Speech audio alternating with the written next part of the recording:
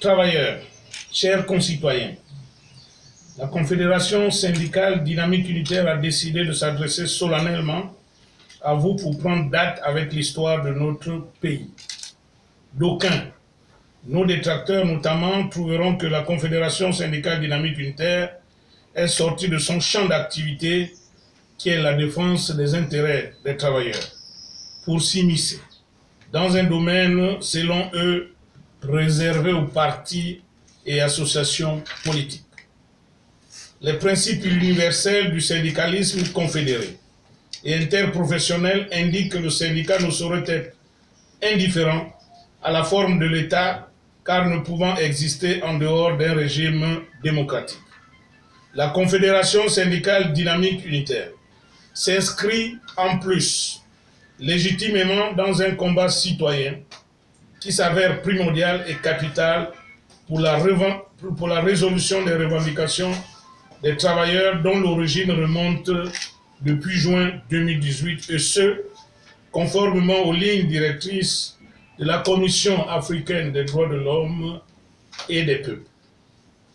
En effet, lors du Conseil des ministres du 21 juin 2018, le gouvernement a annoncé la mise en place des mesures dites d'austérité au prétexte de juguler la crise économique et financière et de moderniser l'administration publique du Gabon. Le décryptage de ces mesures montre que celles-ci sont aux antipodes des prétendus motifs évoqués. Au contraire, elles déshumanisent le travailleur et surtout sont illégales. C'est pourquoi la Confédération syndicale dynamique unitaire a entrepris des actions légales aux fins d'annulation. Actions qui ont connu une issue favorable avec la décision numéro 217 du 30 octobre 2018 de la Cour constitutionnelle. Foulant aux pieds cette décision, pourtant irrévocable, le gouvernement s'obstine à appliquer les mesures querellées. Cet entêtement cynique enfonce le Gabon dans un climat social délétère.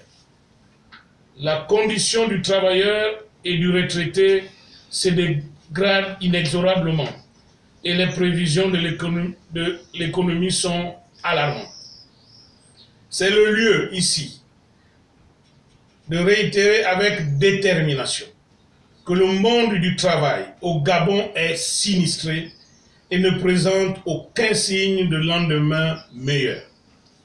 Travailleuses, travailleurs, chers concitoyens, la responsabilité de ce pourrissement incombe au gouvernement, détenteur d'un pouvoir sans pouvoir, surtout au regard de la situation inédite dans laquelle se trouve le Gabon depuis le 24 octobre 2018. En effet, la loi 1/2018 du 12 janvier 2018 portant révision de la Constitution de la République gabonaise consacre tous les leviers du pouvoir décisionnel au chef de l'État Ali Bongo Ondimba, seul interlocuteur privilégié des partenaires sociaux. Or, depuis cette date, après moult tergiversations et spéculations, la présidence de la République a reconnu que le chef de l'État Ali Bongo Ondimba a été victime d'un accident vasculaire cérébral AVC à Riyad en Arabie Saoudite. Depuis lors, le gouvernement tente, par des montages et vidéos grotesques, de convaincre les Gabonais qu'Ali Bongo Ondimba se porte très bien. Paradoxalement, Ali Bongo Ondimba est physiquement absent durant les événements majeurs ayant ponctué l'actualité politico-sociale du pays, qui commande pourtant une prise de parole publique et une présence physique au contact du peuple.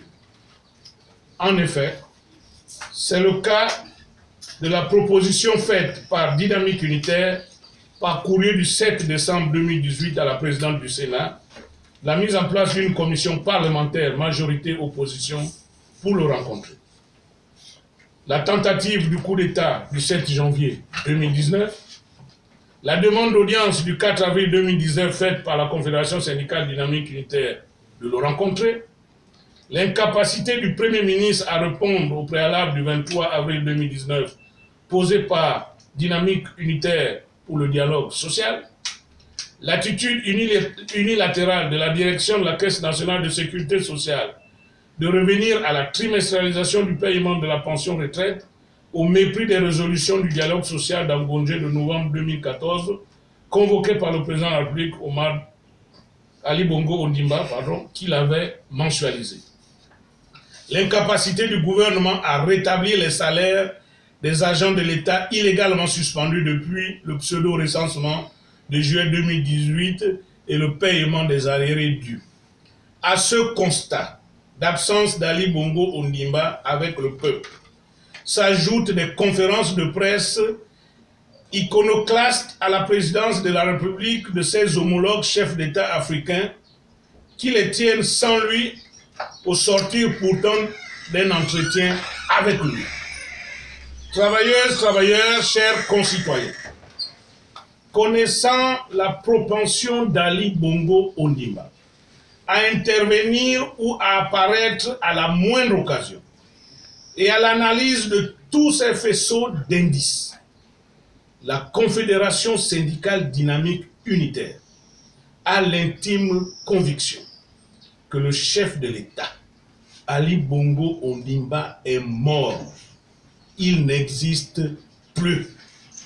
Par conséquent, Dynamique unitaire s'est saisie en responsabilité, dès ce jour, d'ajouter à la revendication syndicale la revendication citoyenne en exigeant préalablement le déclenchement du mécanisme constitutionnel de la vacance du pouvoir. Cette exigence prend tout son sens du fait que seul le président de la République a la décision pour la résolution des revendications des travailleurs. Déclarer la vacance du pouvoir, c'est résoudre le problème de vide institutionnel en pourvoyant aux travailleurs un interlocuteur légal et privilégié pour garantir la justice et la paix sociale.